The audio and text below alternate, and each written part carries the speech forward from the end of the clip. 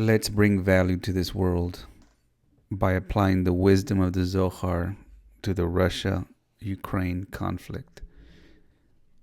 A path to resolution.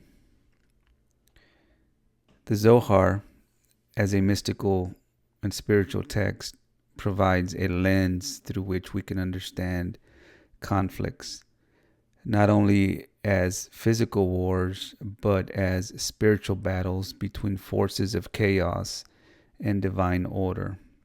By applying Kabbalistic principles to the Russia-Ukraine war, we can gain insight into its root causes and potential solutions.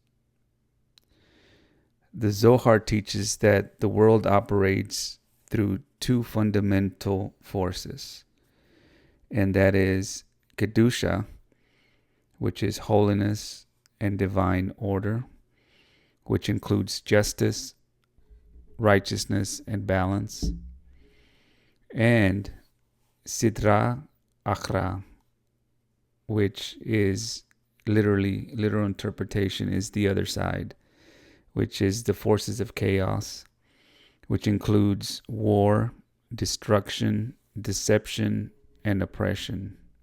Sitra Achra translate literally to the other side.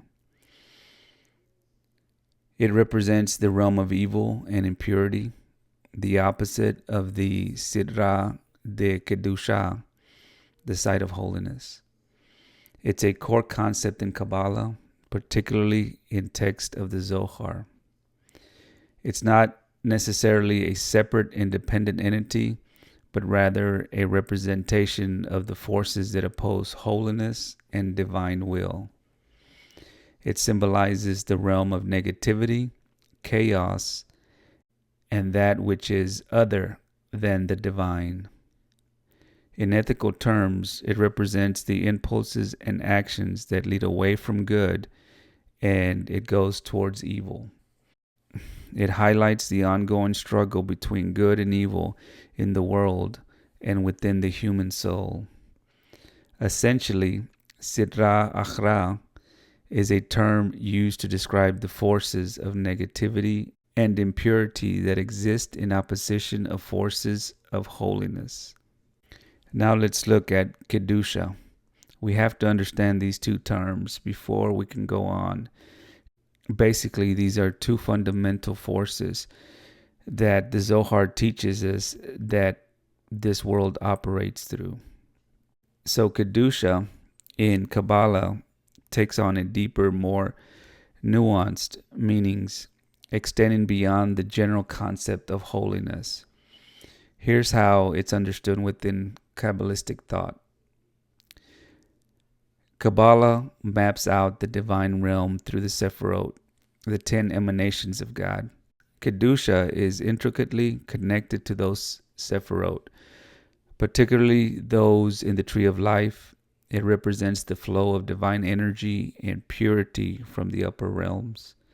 It is the aim of much Kabbalistic practice to draw down and to bring into manifestation Kedusha from the other Sephirot into the lower ones and into the physical world. In Kabbalah, Kedusha involves the process of spiritual refinement and elevation.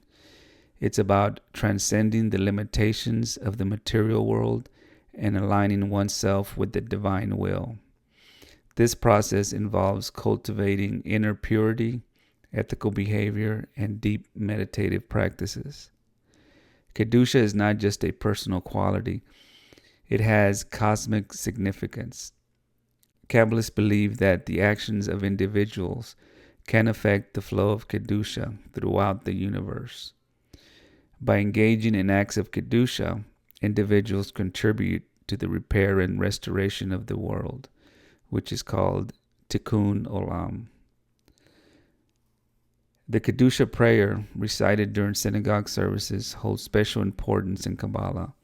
It's seen as a powerful tool for invoking and drawing down Kedusha from celestial realms. The repeating of the word Kadosh, which means holy, 3 times, is seen as having special significance in drawing down holiness from the higher realms of the Sephirot. So in essence, within Kabbalah, Kedusha is a dynamic force that permeates all of creation. And it's something that individuals can actively cultivate and bring into this world. Ukraine holds a significant place in the history of Kabbalah, particularly due to the rise of the Hasidic movement. Ukraine was the cradle of Hasidism, which is the Jewish mystical movement that profoundly impacted Jewish life. Israel ben Eliezer, which we all know as the Baal Shem Tov, the founder of Hasidim, lived and taught in Ukraine in the 18th century. And we all know of Rabbi Nachman of Breslev, which was the grandson of the Baal Shem Tov. His teachings are deeply rooted in Kabbalah, but emphasizes simplicity, joy, and personal prayer. Following the Baal Shem Tov, Ukraine became a center for prominent Hasidic masters and dynasties, each with their own unique interpretations of the Kabbalistic teachings. Visiting of the graves of the Tzaddikim, the graves of those holy men, Tzaddikim are still visited today by many people seeking spiritual connection. So therefore, Ukraine was a central hub for Kabbalistic and Hasidic thought during the 18th and 19th centuries. The region produced many of the most influential figures in Jewish mysticism. Those teachings continue to inspire spiritual seekers today. The legacy of these masters is deeply intertwined with the history and culture of Ukraine.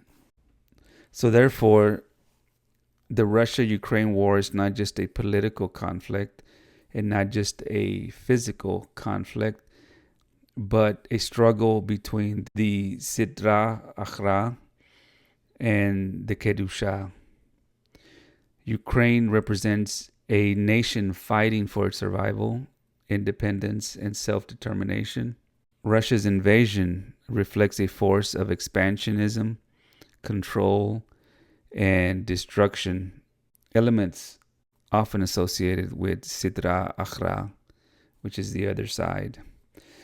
The Zohar explains that whenever a force of darkness grows too strong, divine intervention must be activated to restore balance. This happens through human action, unity, and spiritual awakening. In Kabbalah, klipot are negative spiritual shells that block divine light, causing conflict and suffering. War is a physical manifestation of klipot, spiritual corruption that feeds on fear, destruction, and ego. The Zohar warns that leaders who act out of ego and control become vessels of Sidra Achra. Putin's justification for war, denying Ukraine's identity, spreading propaganda, and seeking territorial dominance are classic manifestations of klipot. The only way to break klipot is through light, spreading truth, exposing falsehood, and working towards peace. The global community must shine light on deception, counter disinformation, and elevate the spiritual awareness of all involved. Ukraine's resistance and unity in the face of aggression represents the breaking of the klipot. The Zohar teaches that every nation is ruled by a spiritual force or a prince, a principality, which is under divine authority. In this war, the international response has been divided. Some nations support Ukraine, while others hesitate due to the economic and political concerns. The Zohar emphasizes that when nations unite under righteousness, they can weaken the negative forces behind war. The support of Europe and hopefully the U.S. and other allies for Ukraine is part of this global spiritual alignment against oppression. Unity among nations is essential for ending this war. The Zohar teaches that evil collapses when righteousness stands against it. Economic, diplomatic, and military support for Ukraine is not just political, but a divine act to restore justice. Every war is a sign of spiritual imbalance. The goal of humanity is tikkun ulam, rectifying the world and restoring harmony. The war has created a humanitarian crisis. Millions of people have fled Ukraine, and there is so much global instability. These are all signs of spiritual damage. Tikkun Olam requires effective efforts towards peace.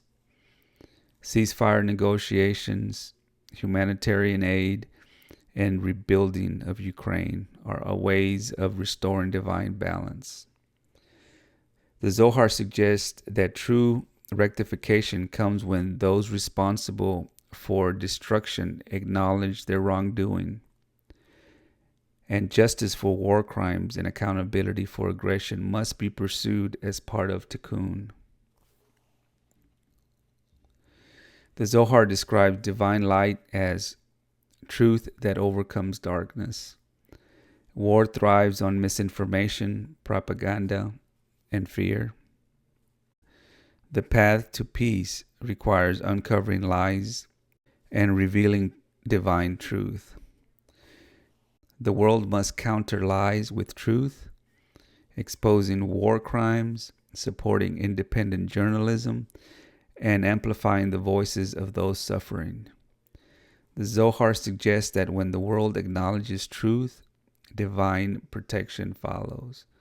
Spreading awareness and demanding accountability weakens the power of war and strengthens peace.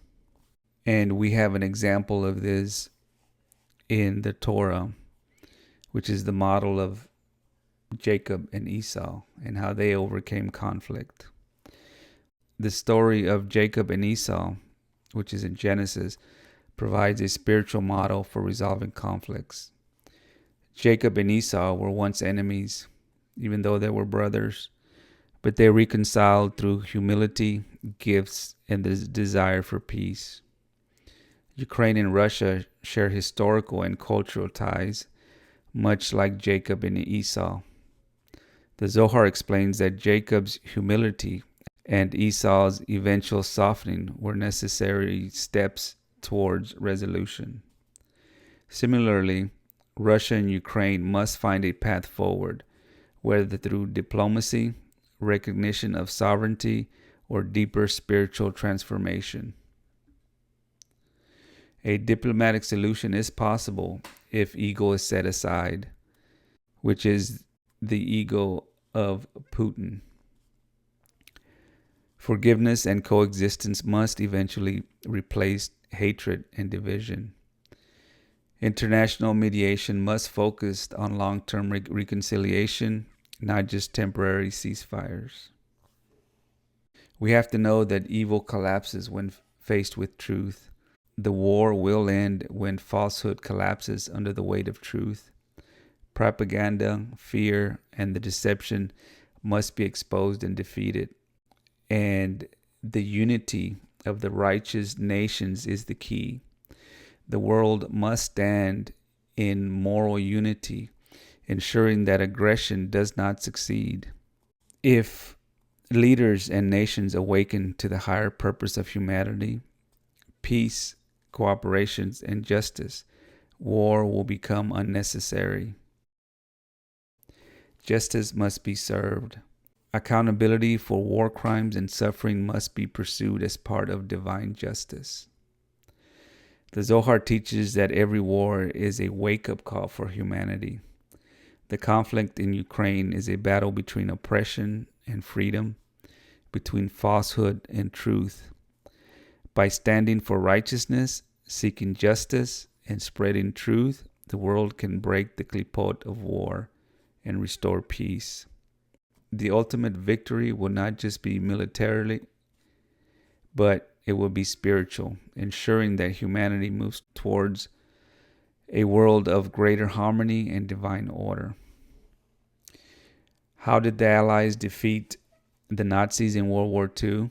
And which is not much different than what's going on right now, which started off as what we are looking at today in Ukraine.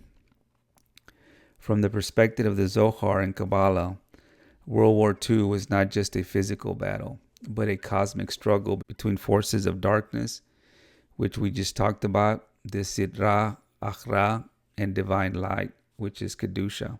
The victory over the Allies over the Nazis can be understood through spiritual principles that parallel divine justice. The breaking of the klipot that we just talked about, and the role of righteousness action in restoring balance into this world. The Nazis, as a manifestation of Sidra Akhra, which is the other side. The Zohar teaches that evil arises when divine light is concealed. The Nazi regime embodied one of the most extreme manifestations of Sidra Akhra, chaos, cruelty, and destruction. Hitler and his followers sought to eradicate divine presence by attempting to exterminate the Jewish people, who represent the carriers of the Torah and divine wisdom. The Holocaust was not just genocide, but an attempt to erase the spiritual covenant between Israel and the divine. The Zohar warns that when such evil reaches its peak, it brings about its own destruction. The forces of Sidra Akhra consume themselves when exposed to divine justice. In Jewish mysticism, the world is sustained by the Tzaddikim, which is the righteous individuals, and the righteous among the nations, which are non-Jews who uphold divine justice. The Allies, particularly the nations like the United States, Britain, and even the Soviet Union, represented those who stood against evil and injustice, aligning themselves with divine mercy, which is Hesed, and righteousness, which is Tzedek. The Zohar describes how when a nation acts with divine justice, it becomes a vessel for divine protection. The Allied resistance against the Nazis was not just militarily, but moral, liberating concentration camps, restoring justice, and ensuring that darkness would not prevail. The concept of tikkun olam, which is repairing the world, means restoring divine balance when evil disrupts creation. The Nazis unleashed a klippah, which is a spiritual shell of impurity that blocked the divine light, leading to immense suffering. The war was a necessary confrontation to shatter the klippah and restore the moral balance of the world. The defeat of Nazi Germany was a rectification process, ensuring that the world could move forward without the taint of their ideology. The reestablishment of the Jewish people in Israel in 1948 after the war can be seen as a divine response to this rectification. The Zohar teaches that divine justice works through measure for measure. The Nazis who sought to conquer the world were ultimately conquered. The same military aggression they used was turned against them. Their own downfall came through their own arrogance and overreach, such as Hitler's failed invasion of Russia, which led to the destruction of his forces. The Zohar suggests that evil always contains the seeds of its own destruction. Its very nature ensures its eventual collapse. The Holocaust was the Nazis' greatest crime, and its magnitude ensured that divine judgment would be absolute and final. The Zohar teaches that in the darkest times, a hidden divine light exists that can be revealed. The survival of the Jewish people and their renewal after the war is proof that divine light cannot be extinguished. The righteous among the nations who hid Jews, resisted the Nazis, and fought for justice were vessels of this hidden light. The Allied forces, driven by the mission to defeat tyranny and protect human dignity, became the vessels of the divine mission. The revelation of the Nazi atrocities after the war forced humanity to confront evil directly and strive for a world based on justice and peace. Jewish mysticism teaches that from destruction comes rebirth. The Holocaust led to the creation of the State of Israel, fulfilling ancient prophecies of the Jewish return to their homeland. The war forced humanity to develop new ethical frameworks, such as the Universal Declaration of Human Rights. The Zohar suggests that after periods of extreme judgment, divine mercy follows. The post-war world saw efforts to build international alliances, such as the UN, to prevent further atrocities, attempts to repair the broken world. The defeat of the Nazis shows that evil, no matter how powerful, is temporary. The current war in Ukraine follows similar spiritual patterns. The battle between oppression and freedom, falsehood and truth. Just as the Allies united against the Nazis, modern nations must unite against tyranny and aggression. The Zohar teaches that peace is not achieved by ignoring evil, but by confronting it and breaking its power. Justice, accountability, and truth must prevail, just as they did in World War II. The victory over the Nazis was a manifestation of divine justice. The Zohar teaches that light always triumphs over darkness, even if the battle is long and painful. The lesson of World War II, from a Kabbalistic perspective, is that evil self-destructs when faced with divine truth and righteousness. Humanity must remain vigilant, ensuring that tyranny and genocide never arise again.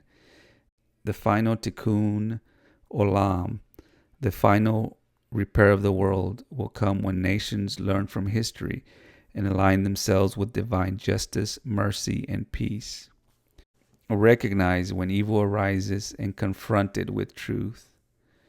Support the righteous among the nations who stand for justice. Strengthen the forces of light through unity, wisdom, and action. Never allow history to repeat itself. Every generation must fight its own battle against the forces of darkness. The Zohar's ultimate message is clear. Light, truth, and justice will always prevail. So therefore, every nation in this world should ask themselves, are we on the side of chaos, or are we on the side of divine order? Are we on the side of Sitra Achra or of Kedusha? If we choose to be on the side of Sitra Achra, it will bring our own demise. Very important question for each nation, especially the United States, to answer. Very important for every nation to define itself either on one side or the other. Not very difficult